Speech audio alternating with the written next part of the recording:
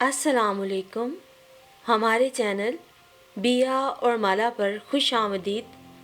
अगर आप हमारे इस चैनल पर पहली दफ़ा आए हैं या आपने अभी तक सब्सक्राइब नहीं किया तो बिया और माला को सब्सक्राइब करना और बेल आइकन प्रेस करना हरगिज़ ना भूलें। शू शू की तेज़ आवाज़ के साथ सालन भुनाई के आखिरी मराहल में था और ये उसका पसंदीदा मरहला था।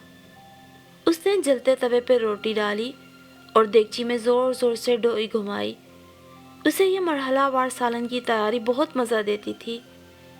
भुने भुने गोश्त के मसाले में फंसी हरी हरी कच्ची मिर्चें और उनकी सूंधी खुशबू उछल उछल कर शोर मचाती। ग्रेवी को ना तले से लगने देना, ना चैन लेने देना। अब्बा जी के खनखारने की आवाज़ आ रही थी। शायद मगरिब की नमाज पढ़कर आ चुके थे। उसने फुर्ती से रोटी सेक कर दस्तरखान में लपेटी और सालन रखा। ग्लास में पानी भरकर साथ ही रखा। आबी, तुम्हारे अब्बा आ गए हैं। अम्मा ने किचन में झांका। बस अम्मा, खाना भी तैयार है। उसने मुस्कुराकर अम्मा को देखा। वो मुतमईन सी दस्तरखान उठाकर बाहर निकल गई। शोरबे का गरम गरम सालन डोंगे के अंदर भी जैसे उछल रहा था। उसने रोटियां और सालन की प्लेटें दस्तरखान पे चुन दी। अब्बा जी सलाम के जवाब के साथ दुआएं देते दस्तरखान पे बैठ के। ए आबी, मान किचन से अम्मा की आवाज़ आई। वो किसी काम से किचन में गई थी। आबी बैठते बैठते फिर किचन में चली आई। ये देखो, सब समेट दिया तुमने। ये स्लैब कौन साफ करेगा? कोई ना कोई काम अधूरा ज़रूर छोड़ा करो। पता नहीं तुम्हारा फूहड़पन कब जाएगा। अम्मा, खाना तो खाया आकर। बर्तन धोऊंगी तो कर दूंगी साफ। वो बेनियाजी से मुस्कुराती हुई अम्मा और अपने लिए सालन निकाल रही थी।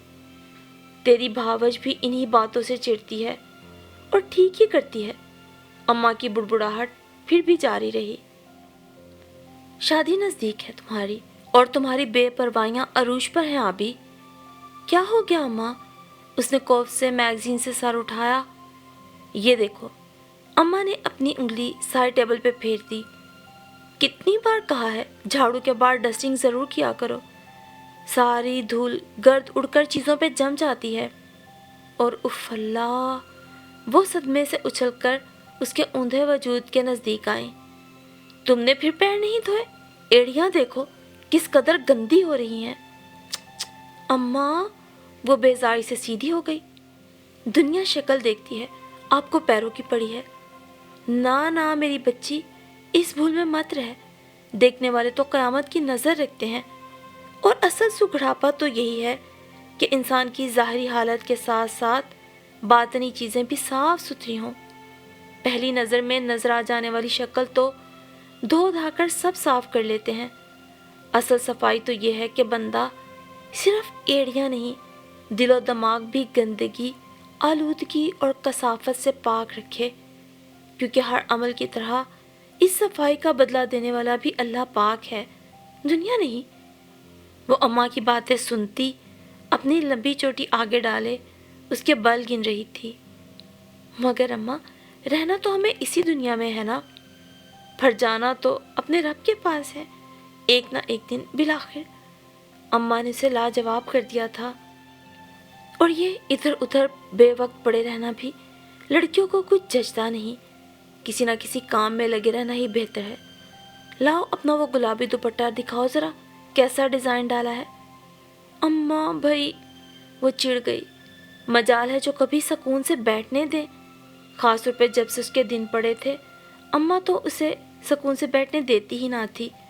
हर वक्त उसी पे नज़र रखती थी। वो पैर पटकती बुड़बुड़ाती अपनी अलमारी में घुस गई। सारा काम धाम अकेले निपटाया है। भाभी तो पता नहीं कब आएंगी। और यह भी मेरी जान। अम्मा मुस्कुराती हुई उसकी फरमाबरदारी देख रही थी, जो हद दर्जा बेजारी से अपने जहेज का दुपट्टा निकाल के बैठ गई थी। और फिर अम्मा की इसी डांट फटकार और मुसलसल तरबियत साजी में आबदा की शादी का दिन आ गया। बारात से वापसी पर شادی کی پہلی رات اس کی ساس کو شکایت ہوئی کہ باراتیوں میں کچھ خاص مہمان، خصوصاً دلہا کی ماں کو کسی نے ڈھنگ سے کھانا تک نہیں پوچھا۔ اس کی ساس کچھ جلد باز قسم کی خاتون تھی۔ جبھی پہلی رات ہی مہمانوں کے جانے کا انتظار کیے بغیر اپنے خیالات کا اظہار کر دیا۔ یوں کمرے میں آنے والے نئے نویلے دلہا کے دل میں پیار بھرے جذبات کی جگہ ترش شکایات تھیں۔ وہ سہمی سہمی سی پہلی رات کو اپنے شوہر کے خراٹے ہی سنتی رہی۔ اگلی صبح گھر مہمانوں سے خالی تھا۔ اسے اپنی ساس کی شکایت یاد تھی اور گرہستی کے پڑھائے اماں کے تمام اسباق ازبر۔ فٹافٹ جھٹ پٹ کچن میں جھانکا جھانکی کی اور 20-25 منٹ میں 2 روٹیوں کے ساتھ ایک خوشبودار سنہرے آملیٹ کا ناشتہ تیار کیا تھا۔ بھاپ اڑاتی گرما گرم چائے بھی تیار تھی۔ ایک دن پرانی دلہن سجی سجائی ٹرے لے کر ساسو اماں کا دل جیتنے کو تیار کھڑی تھی۔ اماں، یہ بھی ایک دقت طلب امر تھا کہ وہ اپنی ساس کو کیا کہہ کے پکارے، مگر فوراً ہی اس نے فیصلہ کر لیا تھا کہ جب ماں والی جگہ دے دی ہے تو ماں والا نام کیوں نہیں۔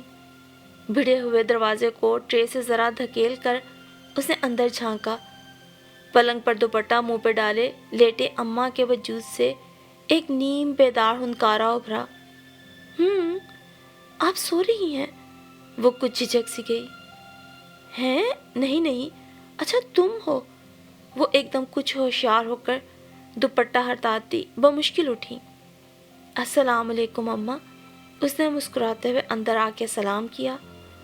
وعلیکم السلام، وعلیکم السلام۔ ہیں؟ یہ کیا؟ کون لایا؟ کس نے؟ اس کے ہاتھ میں ناشتے کی ٹرے پورے دن کی سب سے حیران کن خبر بننے والی تھی۔ کوئی نہیں لایا، میں نے بنایا ہے اپنے ہاتھوں سے، آپ کے لیے۔ سامنے مہندی لگے ہاتھوں میں سنہری کانچ کھنکھنا اٹھے۔ لیکن کیوں؟ کیا ضرورت تھی؟ وہ پلنگ سے پیر نیچے لٹکائے چپل پہننا بھول گئی۔ ضرورت نہیں، یہ میری محبت ہے ماں جی۔ بس کل آپ شکایت کر رہی تھیں تو سوچا کیوں نہ آج ہی دور کر دوں۔ اس نے ٹرے پلنگ پہ رکھ کر محبت سے انہیں دیکھا۔ ارے میری بیٹی! اگلے ہی لمحے وہ جھک کر ان کے آگے چپلیں رکھ رہی تھی۔ جب سیدھی ہوئی تو انہوں نے چہرہ تھام کر چوم لیا اور دعاؤں کی بوچھاڑ کر دی۔ سلام خالہ، کسی نو وارد نے کمرے میں جھانکا۔ او ہو، بڑا پیار آ گیا ہے بہو پر۔ وہ آنے والی متعارف تو نہیں تھی، مگر بے تکلفی بتاتی تھی کہ تعارف جلد حاصل ہو جائے گا۔ ہاں ہاں صفیہ، آؤ دیکھو تو میری بہو نے تو کمال کر دیا۔ وہ خوشی خوشی اسے اپنی بہو عابدہ کا کارنامہ بتانے لگی۔ ہاں، میں پہلے باورچی خانے میں ہی گئی تھی۔ پیاز کے چھلکے، آٹا، انڈے کے چھلکے سلیب پہ پڑے تھے، میں سمجھ گئی تھی۔ آنے والی کے لہجے میں طنز کی جھلک تھی۔ عابدہ کے اندر سر اٹھانے والا اعتماد ایک بار پھر کونے میں دبک گیا۔ ہاں، میں بس ابھی جا رہی تھی صاف کرنے سب۔ وہ خفیف سی ہو کر دھیمے سے بولی، پھر باہر نکل گئی۔ جلدی جلدی سلیب کی صفائی کرتے ہوئے اس نے اپنے شوہر فائق کو نکل کر اماں کے کمرے میں جاتے دیکھا۔ اس نے اپنے شوہر کی رات والی بے مروتی بھلا کر لبوں پہ پھیلی مسکان کو سمیٹا اور 2 کپ چائے بنا کر واپس اماں کے کمرے تک جب آئی، اندر اپنا نام سن کر اس کے قدم بے اختیار رکے۔ عابدہ تو تمہارے اندازوں سے بڑھ کر چالاک ہے اماں، تم بہت بھولی ہو۔ وہ کھٹک گئی۔ یہ اس کی محبت نہیں، یہ گھر اور سب چیزوں پہ قبضہ جمانے کے لیے پہلا قدم ہے۔ یہ کیا بات ہوئی صفیہ؟ ہاں نا، اور کیا، آج کل کی لڑکیوں کے یہی طور طریقے ہیں۔ وہ آج کل کی لڑکیوں کے بارے میں یوں بات کر رہی تھی گویا خود 100 سال کی دادی ہو۔ جتنی جلدی ہو سکے گا تمہیں سائڈ سے لگا دے گی، اور پھر وہ تو ہے بھی اکیلی۔ ایک بار تم باورچی خانے سے نکل گئیں تو سمجھو تمہارا راج ختم۔ باہر کھڑی عابدہ کے ہاتھ کانپ گئے۔ یہ اس کے خلوص اور بے غرضی کو کیا رنگ دے دیا تھا صفیہ نے۔ آئے ہائے، یہ تو میں نے سوچا ہی نہیں۔ اس کی ساس کی آواز سوچ میں ڈوبی ہوئی تھی۔ اس کا مجازی خدا بھی تو کمرے میں ہی تھا، मगर जाने क्यों इतनी खामोशी थी। तुम तो खाला सदा की मासूम हो, मासूम ही रहना। अंदर से सफिया के ठट्ठा मारने की आवाज़ आई। जब ही फाइक बोल पड़ा, चल बड़ी आई, मेरी अम्मा को उल्टी पट्टियाँ न पढ़ा। आबिदा के मुर्दा तन में जैसे किसी ने नई रूह फूंक दी। उसने खुद को इस टाकरे के लिए तैयार कर लिया था। और फिर सारे काम निपटा कर वो अम्मा की तरफ आई थी। बेटा, तू खुश तो है ना? सब ठीक है ना? पूरी ज़िंदगी में पहली रात बेटी के बगैर बसर करने वाली माँ के लहजे में उम्मीद भी थी और खदशात भी। हाँ हाँ अम्मा, सब ठीक है, मैं बहुत खुश हूँ। अपने ताईं उसने अम्मा को ज़बरदस्त तसल्ली दी थी। और भाई कहाँ है? भाभी भी नज़र नहीं आ रही। वो अपने मैके गई है। हालांकि मैंने बहुत कहा, आज तो घर में रुक जाओ, शादी वाला घर है, आज तुम्हारी नंद को भी आना है। पर अम्मा के लहजे में ओस सी गिर रही थी। कोई बात नहीं अम्मा, कुछ मत कहा करें, उनका दिल चाहता होगा ना। उसने बेवजह ही भाभी की तरफदारी की तो अम्मा भी खामोश सी हो गई।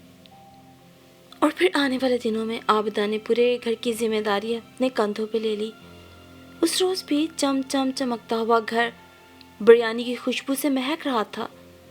वो खुद भी नहाई धोई तैयार खड़ी थी। हर चीज़ मुकम्मल थी।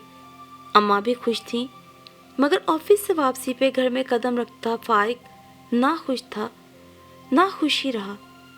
लो, तुमने अभी तक मेरे कल के लिए कपड़े भी इस्त्री नहीं किए। उसे एतराज़ की वजह मिल ही गई। और आबिदा ठहरी सदा की फर्माबरदार, खाना भूल भाल फौरन शोहर के कपड़े इस्त्री करने के लिए चल पड़ी। तो नया एतराज़ हो गया, पहले खाना तो दे दो, फौरन चल पड़ी इस्त्री करने, सुबह से याद नहीं था।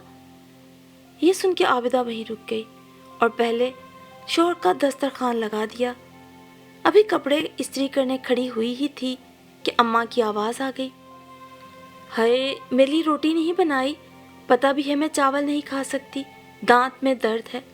पहले बता देती चावल ही हैं तो मैं खुद से अपनी रोटी डाल लेती। कैसे ऐन मौके पर अम्मा ने कहा था। उसके दिल में शिकवे ने सर उठाया, मगर उसने रसान से शिकवा दिल में दबा कर इस्त्री बंद की और किचन की राह ली। शायद ये उसकी आला ज़र्फ़ी थी, या शायद यही उसकी गलती थी। और फिर आने वाले दिनों में शिकवे जमा हुए तो ढेर बन गया, ढेर से अंबार, फिर यही अंबार दिल में गुबार भरने लगा। गुबार बढ़ा तो घुटन होने लगी, और घुटन से क्या होता है, सांस रुक रुक कर आती है, कभी ज़ोर से तो कभी खांसी के साथ। उसके सीधे स्वभाव अंदाज में खांसी, तेज़ी, शोरिश और ठुस्से आने लगे। यहाँ तक कि उसके यहाँ रिमशा नामी नन्ही कली उसके आंगन को महकाने लगी। अपनी बेटी की मासूम किलकारियाँ भी उसके लिए इस घुटन को कम करने में नाकाम थी। उस सुबह भी यही हुआ। वो अभी नाश्ता बनाने में मसरूफ़ थी कि फाइक साहब अपना शिकवा ले उसके सर पे पहुँच गए कि उनके कपड़े इस्त्री नहीं हुए। तो रात बताते ना अगर मीटिंग थी। अब मैं मशीन तो नहीं कि पलक झपकते कपड़े तैयार कर दूं, जो इस्त्री हैं वही पहन जाए। उसे चिड़चिड़ाता देखकर फाइक ने घूरा। बकवास बहुत करनी आ गई है, जुबान तो देख कैसी ट्रेन की रफ्तार से भागती है। मुमकिन था वो खामोश ही रहता, मगर सफिया की कंपनी के ज़ेरे असर अम्मा के लिए खामोश रहना मुश्किल था। सास तो यूं भी चुप नहीं रहती, वो तो अज़ल से बुरी है। रिश्ते की कुदरती बनावट के हाथों बेबस और मजबूर सास, जो कभी खुद भी बहू रह चुकी होती है, मगर अफसोस के सीनियरिटी के दर्जे तक पहुँचते पहुँचते निचले तमाम दर्जे हकीर हो जाते हैं। हाँ, मगर आपके मुकाबले में तो अभी भी नहीं कर पाती। की तो आबिदा ने बुड़बुड़ाहट ही थी, मगर अम्मा की कुव्वत समात इस उम्र में भी काबिल रश्क थी। माँ की बेइज्जती करवा के कैसे चुपचाप खड़ा है बेगैरत। अम्मा ने हस्बे मामूल फाइक को गुस्सा दिलाया। इसमें बेगैरती वाली क्या बात है? 3 साल से मेरी बेइज्जती पे खामोश हैं, तो अब भी सही। तभी सहन में लगी वॉशिंग मशीन की बेल चीख रही थी। उसे जोर की झुंझलाहट ने सवेरे सवेरे घेर रखा था, वरना वो यकीनन जंग बंदी का अमली मुजाहरा करती। مگر اب تو زبان پھسل ہی چکی تھی اور تھا بھی روز کا معمول۔ وہ دل پر لینے والی تھی نہیں، نہ ہی اپنی ساس کی خدمت میں کسی قسم کی کوتاہی کا ارادہ تھا، مگر اس روز وہ ہو گیا جو اس کے گمان کی حدوں سے کوسوں دور تھا۔ فائق نے آگے بڑھ کر ہاتھ اٹھایا اور اس کے گال پہ جڑ دیا۔ اس کا منہ پھر گیا اور وہ صدمے کے مارے منہ گھما کر فائق کا چہرہ بھی نہ دیکھ سکی۔ اماں فاتحانہ تاثرات لیے اپنے کمرے میں چلی گئی تو فائق تیز قدموں سے ناشتہ کیے بنا ہی صحن پھلانگتا مغلظات بکتا گھر سے نکل گیا۔ گھر سے نکلتے وقت مرد کے مزاج کے خلاف بات نہیں کرتے بیٹا، کیا پتا باہر جا کر کن لوگوں سے پالا پڑنا ہو۔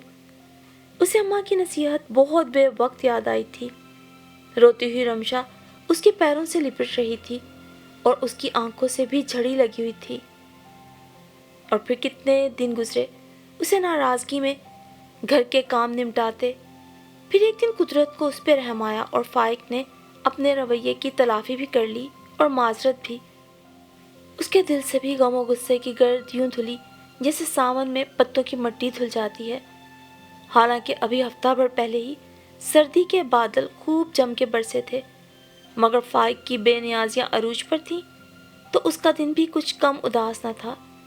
فائق کے محبت بھرے انداز نے جلتے ہوئے دل کو سکون تو دیا تھا، مگر اس کی جان کو کوئی ایک روگ نہ تھا۔ وقت بے وقت صفیہ کی آمد اور اس کی باتیں۔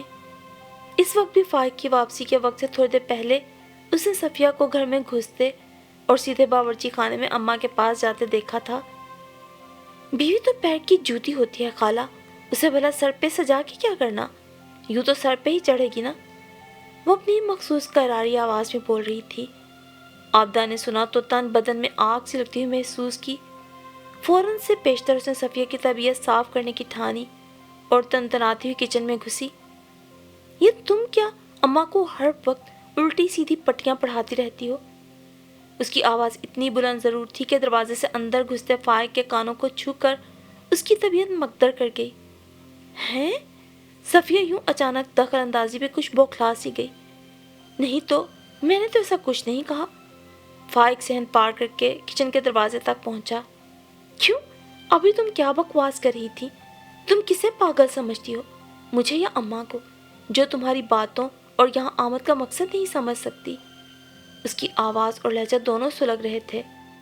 تبھی صفیہ کی نظر عابدہ کی پشت سے جھانکتے فائق پہ پڑی۔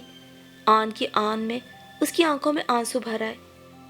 دیکھا آپ نے کیسے میرے ساتھ غلط قسم کی باتیں کرتی ہے یہ؟ عابدہ فائق کی موجودگی سے بے خبر تھی، چونک کر مڑی۔ فائق کے تاثرات ناقابل فہم سے تھے، اور نہیں تو کیا ہمیشہ صفیہ کو بے عزت کرنے اور نیچا دکھانے کی فکر رہتی ہے اسے۔ فائق کا رخ اب اس کی طرف تھا۔ پہلے تو تم اماں اور صفیہ کا نام لے کر میرے کان بھرتی تھی، آج اپنی آنکھوں سے دیکھ لیا میں نے۔ یہ سب کیا ہے عابدہ؟ کیوں ہر وقت میری ماں کے پیچھے پڑی رہتی ہو؟ عابدہ فائق کی بات سن کے بوکھلا سی گئی۔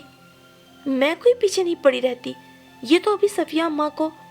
میں نے کچھ نہیں کہا فائق بھائی، اللہ کی قسم، میں تو بس ایسے ہی ایک بات کر رہی تھی۔ صفیہ کی کراری آواز پھر سے بلند ہوئی۔ ارے اس سے پوچھ تو صحیح، روز تماشے کیوں کرتی ہے؟ چاہتی کیا ہے یہ؟ وہ بلبلا کے کبھی اماں اور کبھی فائق کو دیکھ رہی تھی۔ میں کیا چاہتی ہوں؟ میں تو اپنے گھر میں امن و سکون چاہتی ہوں، جو اس صفیہ کے ہوتے ہوئے ممکن نہیں۔ دو ٹوک لہجے میں بلا کر اسے کہنا ہی پڑا۔ اچھا تو فیصلہ کرے گی کسے ہونا چاہیے اور کسے نہیں؟ اماں ایک دم زور سے چیخی۔ یہ میرا گھر ہے، یہاں کون رہے گا کون نہیں، اس کا فیصلہ میں کروں گا۔ فائق آگے بڑھا۔ ارے اماں بس کریں، چلو تم کمرے میں جاؤ۔ اس نے جانے کی اس خیال کے تحت عابدہ کو بازو سے پکڑ کے اندر کی طرف دھکیلا۔ نہیں، میں اندر نہیں جاؤں گی، آپ اس صفیہ منحوس کو باہر نکالیں پہلے۔ منحوس صفیہ نہیں، منحوس تو تو ہے، جس دن سے آئی ہے میری زندگی عذاب کرتی ہے۔ آپ کی زندگی میں نے نہیں، آپ کی بھانجی نے عذاب کی ہوئی ہے، جو 24 گھنٹے میرے خلاف آپ کے کان بھرتی ہے۔ اسے تو ہمارا بسا گھر اجاڑنے کی پڑی ہوئی ہے۔ مجھے سمجھ نہیں آتی یہ کون سی آگ نکال رہی ہے۔ عابدہ کی بھی ضبط کی تنابیں ہاتھ سے چھوٹی اور فائق نے ایک بار پھر امی کو چپ کرانے کے لیے اسی پہ ہاتھ اٹھا لیا۔ ہاں مارو اور مارو مجھے، میں دن بھر تمہاری ماں اور تمہاری اولاد کی چاکری کروں، پھر اس کے تانے بھی سنوں اور تم سے مار بھی کھاؤں۔ یہی سزا ہونی چاہیے تم سے شادی کر کے ہونے والی غلطی کی۔ اس کی آواز پھٹ گئی، وہ تیزی سے آنسو پوچھتی کمرے کی طرف بڑھی۔ ارے منہ کیا دیکھ رہا ہے، نکال باہر کر اس فساد کی جڑ کو۔ ارے ماں نے کچھ تربیت کی ہوتی نا تو آج یہ حال نہ ہوتا۔ کیسی گز گز بھر کی زبان ہے نگوڑی کی۔ مجھے کوئی نہیں نکال سکتا، یہ میرا گھر ہے، نکالنا ہے تو اس کو نکالے۔ کمرے کی طرف جاتی عابدہ نے مڑ کر وہیں کھڑے کھڑے جب کہا تو اس کی بات پر اماں چیل کی طرح جھپٹی اور اسے بازو سے پکڑ کے صحن میں گھسیٹنا شروع کر دیا۔ وہ اپنا توازن کھو بیٹھی اور صحن میں گر گئی، لیکن اماں کو اس پہ کوئی ترس نہ آیا۔ اسے گھسیٹتی ہوئی بولتی رہی، چل چل ابھی نکل ابھی یہاں سے۔ وہ اسے گھسیٹتی ہوئی صحن تک آ گئی تو فائق نے بمشکل ان کو قابو کیا۔ صفیہ روتی ہوئی باہر نکل گئی۔ فائق اماں کو پکڑ کے کمرے میں لے گئے، مگر اس کے لیے یہی بہت تھا۔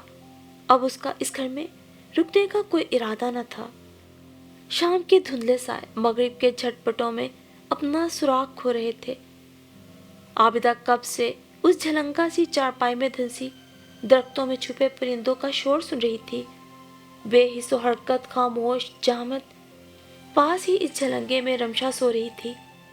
سپہر سے اسے تنگ کرتی ستاتی مکھیاں بھی کہیں کھدروں میں جا چھپی تھیں۔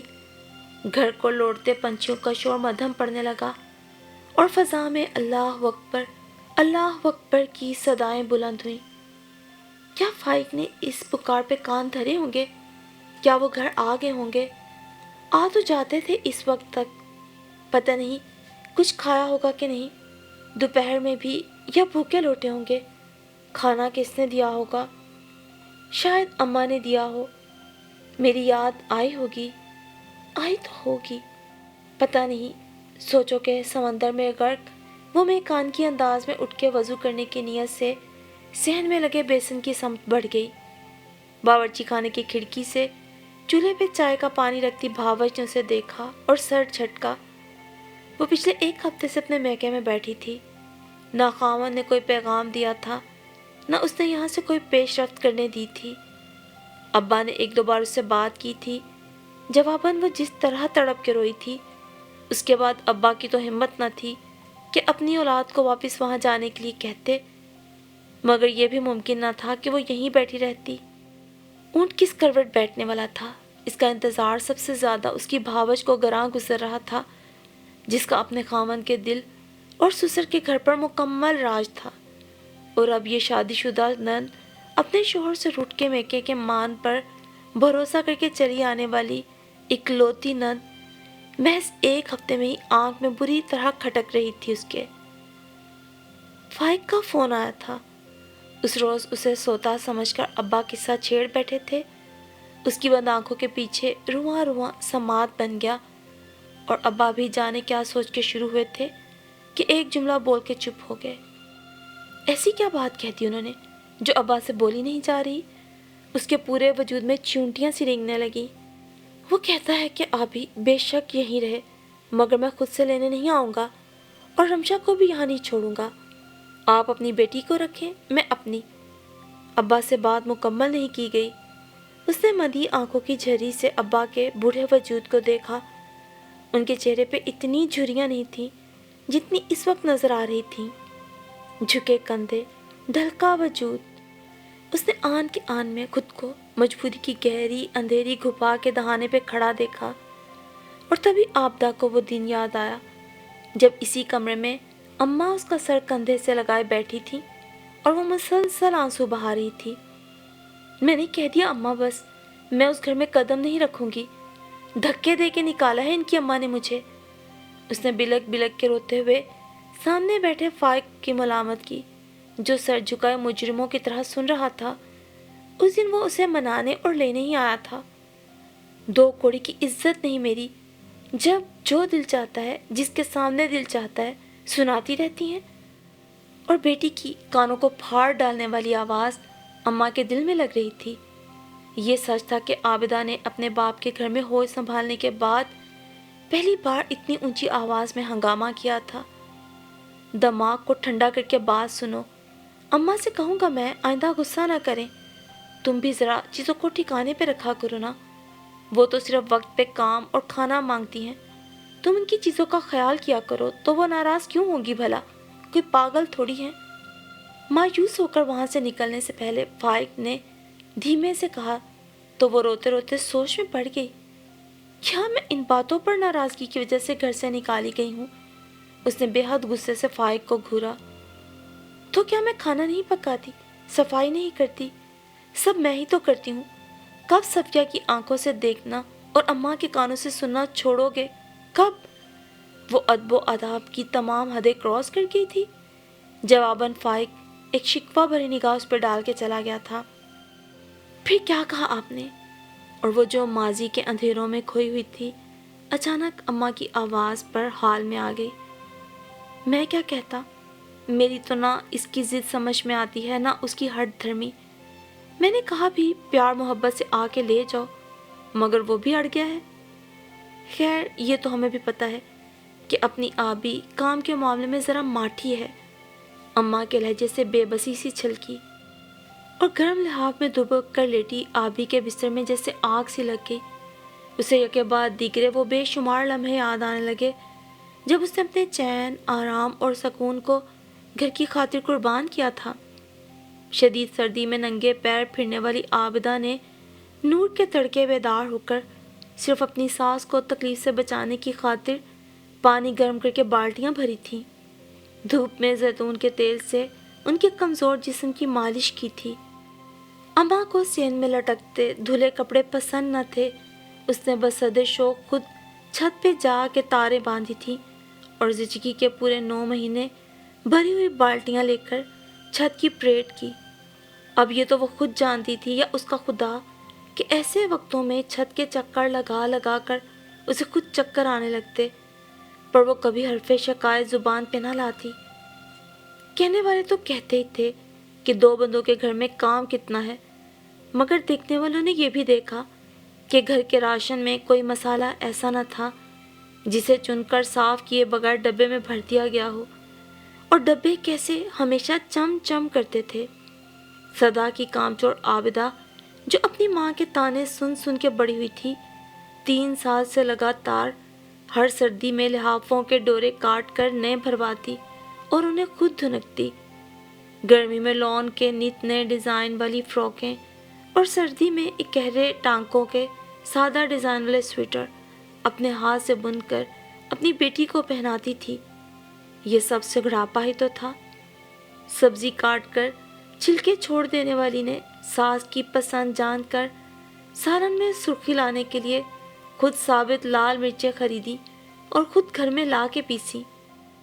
اماں جوڑوں کے درد کی مریضہ تھیں، اس نے بھی جانے کہاں سے ڈھونڈ ڈھانڈ کر تلسی کے پتے خریدے، کیاری میں تلسی کا پودا لگایا اور پھر ان کی ٹانگوں کی سیکائی روز کا معمول تھا، جو شادی سے پہلے کرنا تو دور اس نے کبھی سوچا بھی نہ تھا۔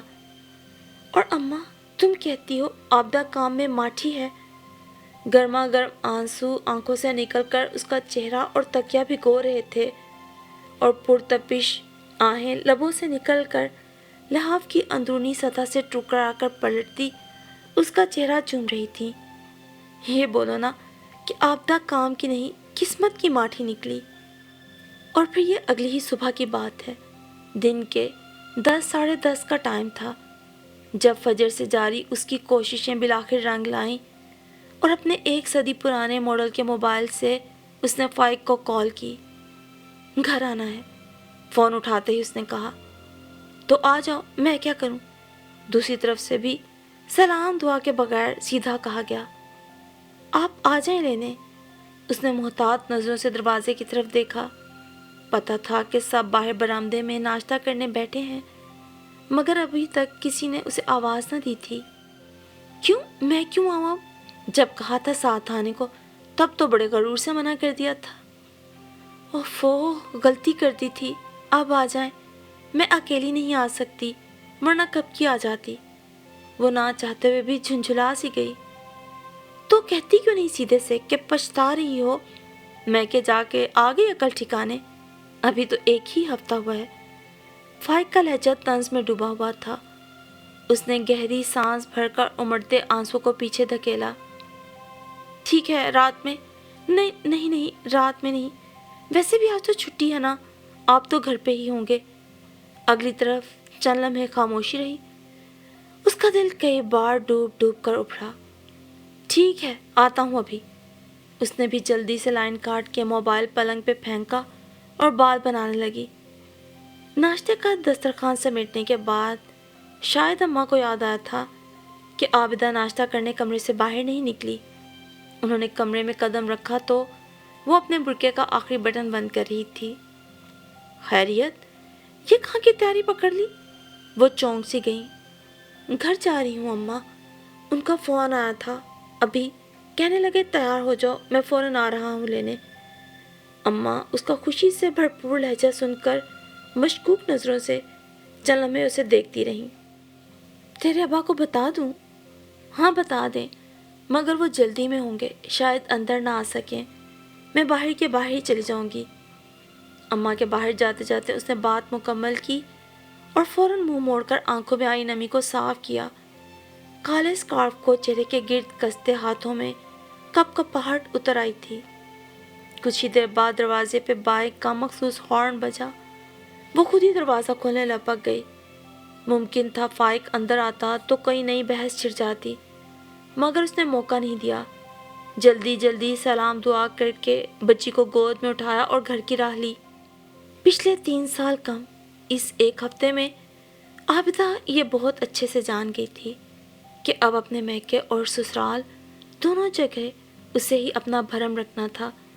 اگر جو یہاں سے بات کھل جاتی کہ آبی نے خود ہی فائق کو فون کر کے بلایا تھا تو بھلے اماں اور ابا اس کی اس نیکی پہ جی اٹھتے، مگر بھابھی ضرور جتاتی۔ سو عافیت اسی میں تھی۔ رشتوں کا اصل روپ تو وہ بہت پہلے سے جانتی تھی، مگر سمجھی اب تھی۔ ہر جگہ کوئی نہ کوئی ایک آزمائش تو ہوتی ہی ہے۔ وہاں اگر اماں کی بھانجی صفیہ اس کی زندگی کے لیے ایک آزمائش بن گئی تھی تو یہاں کون سا بھابھی نے کوئی کمی چھوڑی تھی۔ بائک واپسی کے لیے فراٹے بھر رہی تھی۔ فائق کا اتنی جلدی مان جانا اس بات کا غماز تھا کہ وہ بھی اس کی دوری سے تنگ آ چکا تھا اور کہیں نہ کہیں چاہتا تھا کہ وہ واپس آ جائے، جبکہ بائک پر اپنے مجازی خدا کی کمر میں استحقاق سے بازو حمائل کر کے بیٹھی وہ چپکے چپکے سوچ رہی تھی، کام اور قسمت کی صحیح، پر اماں تمہاری عابدہ عقل کی ماٹھی نہیں، بھلے وقت میں ہی سمجھ گئی اور اپنا گھر ٹوٹنے سے بچا لیا۔ اور یہ تہیہ تو اس نے دل میں کر ہی لیا تھا کہ اب پھر سے کبھی بات اس مقام تک نہیں جانے دے گی کہ گھر سے نکال کے بے گھر کر دی جائے، کیونکہ بھلے تلخ سہی پر تھا تو سچ، اور عابدہ بھی سمجھ گئی تھی کہ شادی شدہ عورت کا کوئی گھر نہیں ہوتا۔ یہ الگ بات کہ اپنے شوہر کے گھر کو گھر بنانے میں عورت اپنی زندگی، صحت اور تمام مثبت قوتیں تیاگ دیتی ہے، پھر بھی کامیابی اور ناکامی کا انحصار کہیں نہ کہیں شاید قسمت پر ہی ہے۔